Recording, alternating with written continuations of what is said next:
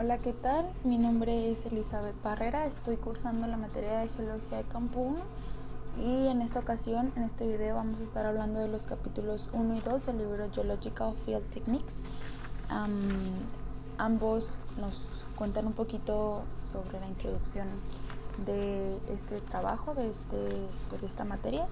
Y para empezar con el primero, que es más que nada la introducción, nos platica un poquito del objetivo que tiene la geología de campo, que es observar y juntar datos de los procesos físicos, químicos y biológicos de nuestro planeta. Gracias a las rocas y a los depósitos no consolidados es que esto es posible. También nos cuenta que durante muchos años la observación en campo no ha cambiado nada, sin embargo se han avanzado en muchos ámbitos, como en la interpretación de datos, en la escala y en otras cosas. También el trabajo de campo requiere observaciones cuidadosas para poder tener registros precisos, ya que si no hay registros precisos, pues sería una información muy pobre. Y también durante el trabajo de campo se plantean preguntas en los procesos de la Tierra que tal vez antes no se habían cuestionado, y surgen nuevas hipótesis, surgen nuevas preguntas, etcétera. Y como lo mencioné, también el libro tiene 14 capítulos en los que su enfoque va cambiando conforme el capítulo. En el capítulo 1 nos habla de la introducción de la geología de campo a la geología de campo. En el capítulo 2 se nos habla del equipo de campo que se usa comúnmente y la seguridad en los procedimientos. El capítulo 3 de los objetivos generales en trabajo de campo y cómo empezar en un trabajo en el campo. El capítulo 4 nos habla de la recopilación de datos en la libreta de campo. El capítulo 5, las habilidades necesarias para hacer una buena recolección paleontológica. En el capítulo 6 nos habla de datos sedimentarios, en el 7 de datos ígneos, el 8 de datos estructurales, el 9 de datos metamórficos, el 10 de uso de técnicas de campo para introducir al mapeo. El capítulo 11 nos habla de datos numéricos y geofísicos, el 12 de fotografía, el 13 de muestreo, y también nos habla el último, pues un poquito de todo, y cómo es que la geología de campo tiene algunos retos, que son los que se mencionan también en la introducción, que es decidir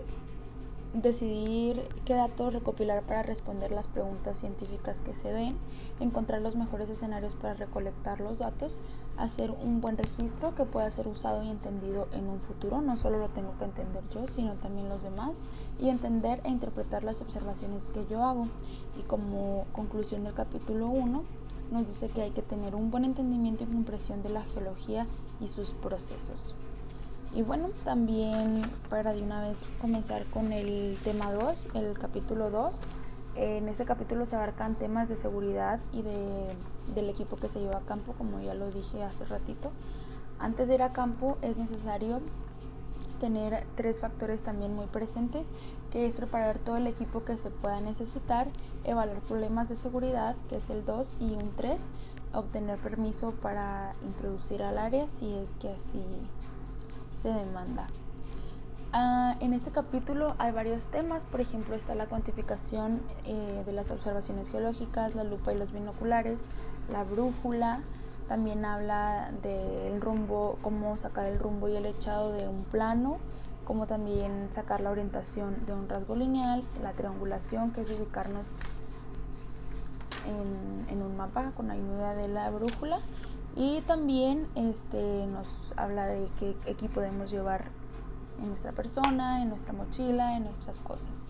Y empezando un poquito, pues nos dice que la cuantificación de las observaciones geológicas se deben a la necesidad de tener un registro preciso, un registro bien hecho, como ahorita les decía, y esto se logra utilizando las diferentes herramientas que tiene un geólogo, como es la brújula, como son cintas métricas, como son los clinómetros, los equipos geofísicos, prospecciones. Y bueno, también se nos habla de la lupa y los binoculares. La lupa es esencial para una detallada observación de todos los tipos de rocas y los fósiles también. Y pues también ahí se nos daba un poquito un tutorial, por así decirlo, de cómo utilizar una lupa. También de los binoculares se nos hablaba que son muy importantes para poder ver de lejos algunas vías de acceso a algunas áreas. También se nos presentaban los dos tipos de brújulas que existen, que es la Brunton y la Silva, me parece. Se utilizan para dos cosas, que son básicamente dos cosas, que es la orientación de planos y lineamientos con respecto al norte y el ángulo del buzamiento. Y también puede usarse para con un mapa topográfico para determinar nuestra ubicación. También venían imágenes explicando cómo sacar el rumbo y el echado con ambas brújulas, y también para hacerlo con un rasgo lineal, que esto es muy común en rocas sedimentarias y es muy parecido a la orientación del plano, excepto que en este caso la orientación en función con respecto al norte se registra orientando el borde largo de la brújula paralelo a la línea que queremos saber. También está la triangulación, que es determinar la posición tomando un rumbo y al menos tomando en cuenta dos características del mapa topográfico.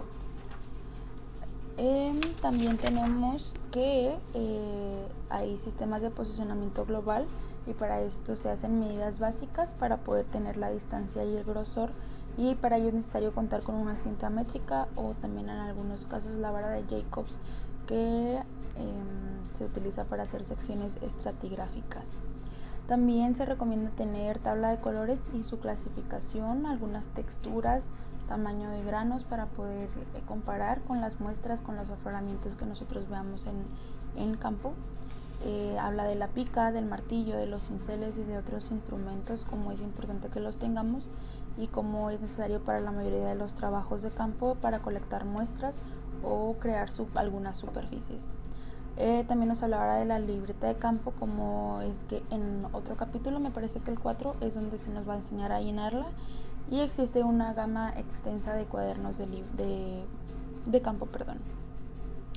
También se nos hablaba del equipo que tenemos que llevar, de escritura o mapas o otros utensilios. El equipo de escritura: lápices, plumas de colores, marcadores, mapas previos a este trabajo que se va a hacer, mapas base, también imágenes satelitales, fotointerpretaciones, etc.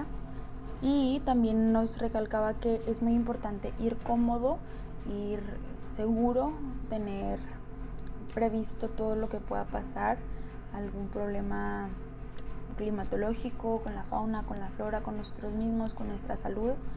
Es importante estar preparado para todo. Y pues también, como último punto de este capítulo, nos decía que hay que tener conservación y respeto, también permiso sobre las áreas a las que vayamos.